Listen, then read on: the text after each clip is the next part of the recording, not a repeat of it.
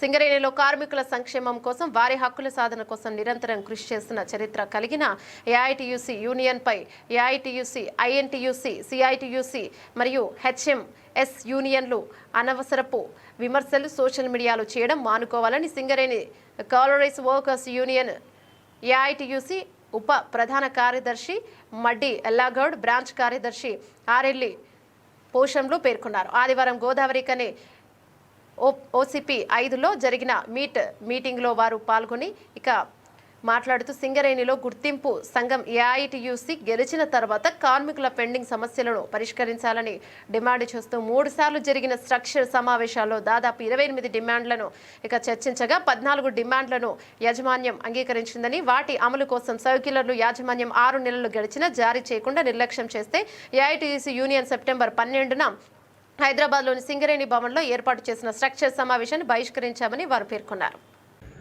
ఇటీవల సింగరేణి యాజమాన్యము మన యూనియన్ కొట్లాడే సమస్యలపైన నేను ఎక్కువ టైం తీసుకోను, 2 నిమిషాలు మాట్లాడతా. మొన్న 12వ తారీఖు రోజు ఏఐటిసి యూనియన్ హైదరాబాద్లో మన సింగరేణి భవన్లో స్ట్రక్చర్ సమావేశానికి పోయిన సందర్భం, దాన్ని బైకాట్ ఎందుకు చేయవలసి వచ్చింది అనే విషయాల మీద మనం మాట్లాడుకుందాం.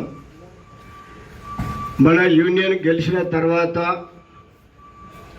మనకు సర్టిఫికెట్ ఇచ్చి ఈ నెల 9వ తారీఖు రోజు పోయిన సంవత్సరం ఇవ్వడం జరిగింది. అది అయిన తర్వాత 3 స్ట్రక్చర్ సమావేశాలు జరిగినాయి. 2 డైరెక్టర్ లెవెల్ది, 1 సిఎండ్ఎం లెవెల్ జరిగింది, 1 జేసీసీఐ సమావేశం కూడా జరిగింది.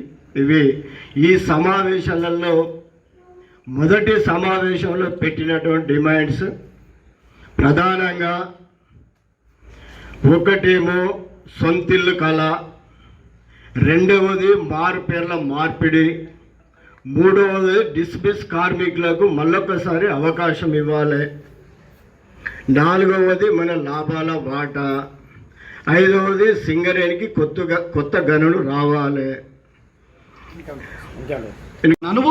నువ్వు నేర్పేవాని ఆత్మవిమర్శన చేసుకో. అసలు నువ్వు ఎన్ని పోరాటాలు చేసినావు, ఏం చేసినావు ఈ కార్మికుల కోసం, ఎన్ని హక్కులు సాధించినావు, ఎన్ని సర్క్యులర్లు ఇప్పించినావు, అది తెలుసుకొని మాట్లాడు. ఇవాళ ఈ సింగరేణిలో అనుభవించినటువంటి ఏఐటిసి నాయకత్వం లేకుండా, ఒక్క సంతకం ఏఐటిసి లేకుండా, ఒక్క హక్కు ఏదైనా చూపించండి. చూస్తే మేము కూడా ఎస్ శబాస్ నువ్వు కూడా ఉన్నాం. కానీ ఇవాళ మేము ఏఐటిసి నాయకత్వాన్ని విమర్శిస్తుంటే బాధగా ఉన్నది, బాధపడుతున్నాం బాగా. ఎందుకు? మాకు నిలువెల్ల గాయాలున్నాయి, నిలువెల్ల బాధలున్నాయి, కుటుంబాలకు దూరమై పెన్షన్లకు పోకుండా. నా పెన్షన్ ఎంత అండి? మా సీతారామయ్య గారు ఎన్ని ఇంక్రిమెంట్లు కట్ అయినాయి, రాజ్ కుమార్ ఎన్ని ఇంక్రిమెంట్లు కట్ అయినాయి, నా ఎన్ని కట్లు అయినాయి ఇక్కడనే కదా చూడండి. నాతో చేసేవాళ్ళు వణికిన మనోళ్ళు ఉన్నారు.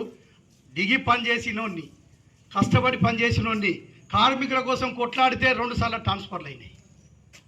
ఇంక్రిమెంట్లు పోతే ఇలా 16,500 వస్తాయి. నాతో చేసే వాళ్ళకి 23,000 చిల్లర వస్తాయి.